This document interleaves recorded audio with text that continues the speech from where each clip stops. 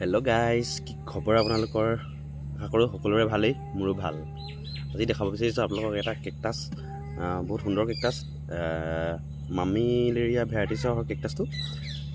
সি ফুল আহিব ষ্টাৰ্ট কৰিছে, মই আজি আপোনালোকক সেইটো দেখাব বিচাৰিছোঁ। সেইটো কি সুন্দৰ কেকটাছ দেখিছে আপোনালোকে, এইটো চাওক। ইয়াৰ পৰা প্ৰপাগেশ্যনো বহুত সুন্দৰকৈ হয়, বহুত ইজি হয় ইয়াক কেয়াৰ কৰিবলৈ। ইয়াৰ হুকবোৰ এনেকৈ উভতা বৰশীটোৰ দৰে এনেকৈ উভতা।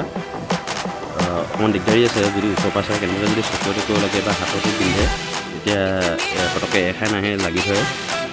ইয়াক উলিয়াবলৈও অলপ কষ্ট হয় যদি হাতত পিন্ধে। যিহেতু ইমানো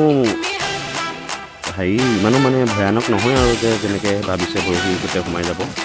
ইয়াত টেকনিকো আছে ওলালে। ইয়াত পানী একেবাৰে নিচেই কমকৈ দিব লাগে। দেখি কিমান ধুনীয়া মকৰাটো গোটেই লাগে, মামি মেলি দিয়া ভেৰাইটিছ যে